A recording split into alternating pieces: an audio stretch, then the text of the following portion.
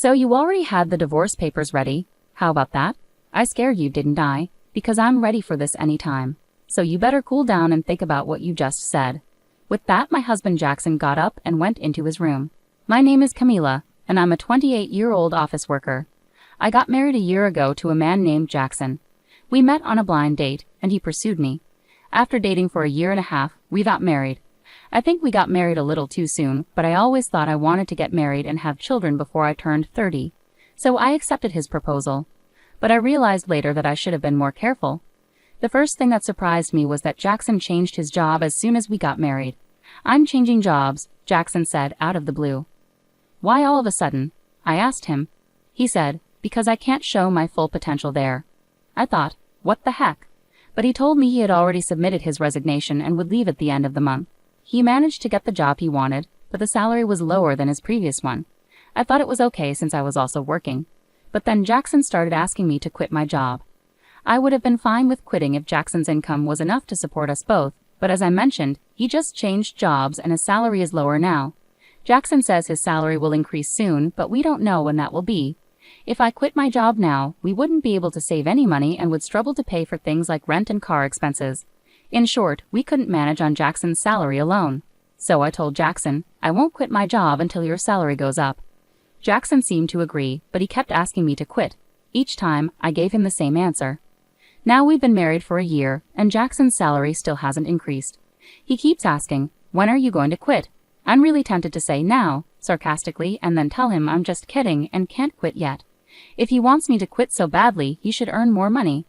I feel like he should focus on his own work before persistently asking me to quit. I once wondered why Jackson wants me to quit my job so badly, and I finally came up with an answer. It seems Jackson wants me to take care of his mother, Helen. "I just want to make things easier for you, Mom," Jackson would often say to Helen whenever we visited my in-laws' house. Helen would graciously thank him, and then Jackson would add, "But we're both working," giving me a meaningful look. It was like he was subtly pushing me to quit my job. He claims his mother needs assistance, but Helen isn't actually sick or in need of care. She's healthy and quite active. In fact, she earns enough from her part-time job to support her hobbies, social outings, and live a fulfilling life. So realistically, she doesn't require my help at all. If I were in Helen's shoes, I'd feel disheartened to be seen as needing care when I'm perfectly capable. But Jackson continues to insist that I take care of Helen. "Oh, if only one of us were home during the day, we could go check on Mom every day," Jackson suddenly voiced his thoughts. It seemed he wanted me to visit my in-laws' house daily. Though hearing this was tiring, I persisted in asking my husband, "Helen is perfectly healthy. What exactly do you expect me to do?" Jackson matter-of-factly responded, "There are plenty of things you could do. You could help with housework or run errands. There's a lot to assist her with." "But Helen works part-time and spends time with her friends during the day, so she's not home much, right?" I countered. "Even if Mom isn't home, you could still handle the housework, couldn't you?" Jackson's words left me baffled. What is he saying? Am I supposed to be her maid? I thought to myself. Jackson seems to be very concerned about appearances, especially in front of his parents. If he's so determined to care for them, he should handle the household chores himself. I wasn't interested in indulging Jackson's pride, so I didn't quit my job and avoided visiting my in-laws on my days off. However, I did make sure to visit them during holidays like New Year's. Thinking back, Jackson often gave me tasks when we visited my in-laws together. He'd ask me to clean up, assist his mom, check if anything was needed from the store, and so on. But I never acted on these requests. When he asked me to go to the store, I'd respond with, "Don't you know more about this area than I do?" He'd then say it wouldn't make sense if I did it. I don't really understand his reasoning. It seems like he just wants to control me and feel good about taking care of his parents, doesn't it? That's how I started to view Jackson over time. Could it be that he's more concerned with appearances than genuinely caring for me? When I boldly asked him, "Why don't you pitch in or quit your job to care for your own mother?" He appeared extremely uncomfortable and had a disgusted expression on his face. "That's not something I'm supposed to do. I'm giving you these instructions so that my mom will think that you are a considerate, useful wife. I hope you realize how kind I am to you," he said. In other words, he wants to dump all the difficult tasks on his wife and show off how good he is, as if it's something remarkable. Well, I'm not his servant or slave, and I don't deserve to be treated disrespectfully in front of my in-laws. If Jackson continues making unreasonable demands, I won't stay silent. I'll stand up for myself. But despite talking to him, Jackson hasn't changed. He still asks, "Are you going to quit your job?" And whenever we visit my in-laws, he orders me around just like before. I had enough and decided to discuss it with him. "I think we need to talk about our future," I said. "Huh, what are you even trying to say?" "I'm honestly fed up. I'm tired of you constantly asking me when I'll quit my job. I'm exhausted from you pressuring me to take care of Helen. Why are you fed up with that? You're my wife, and it's your duty to care for your husband's parents.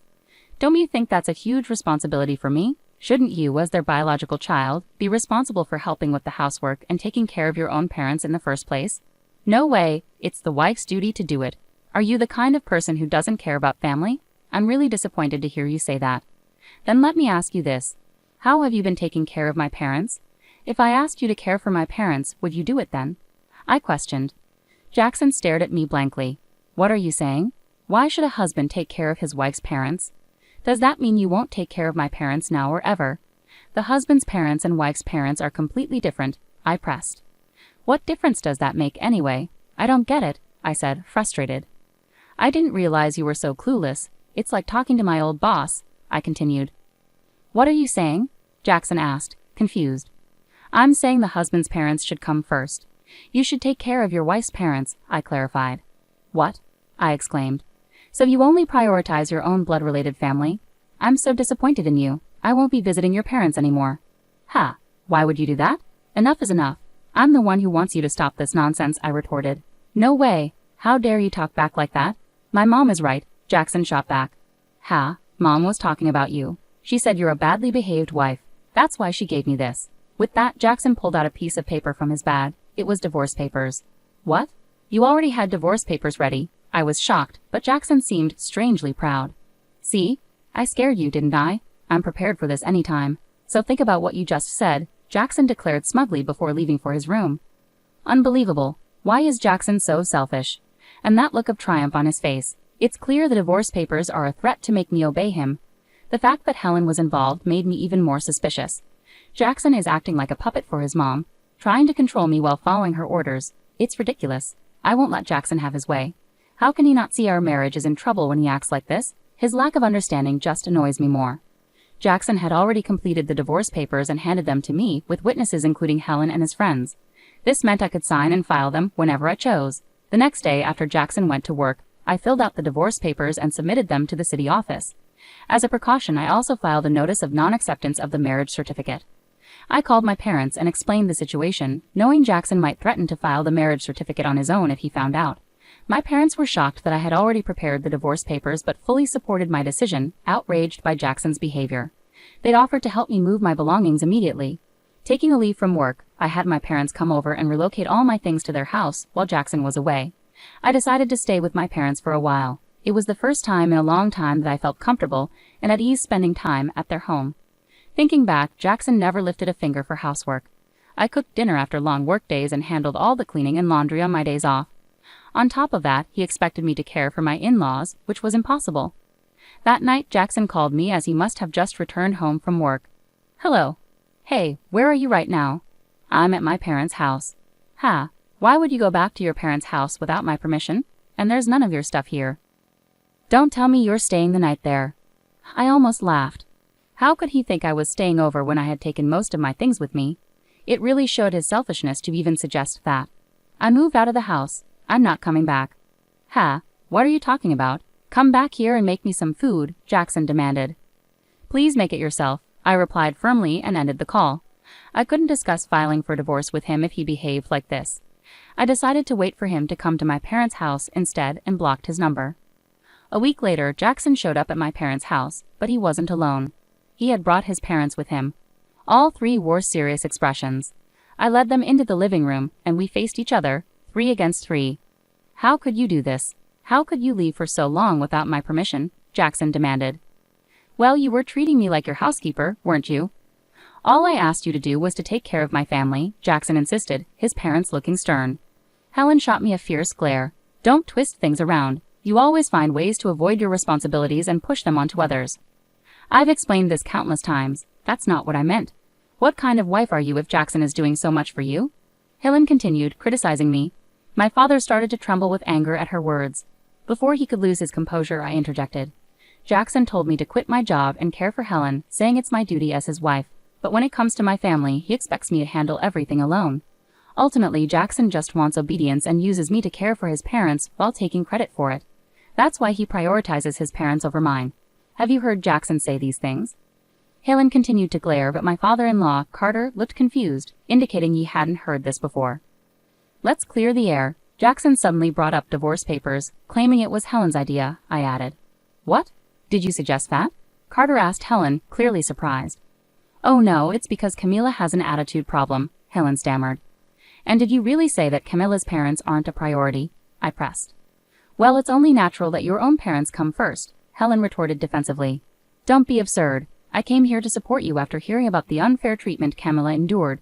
But now it seems you're the one at fault. Don't hide behind your parents' authority to get your way. Jackson visibly shrank in his seat.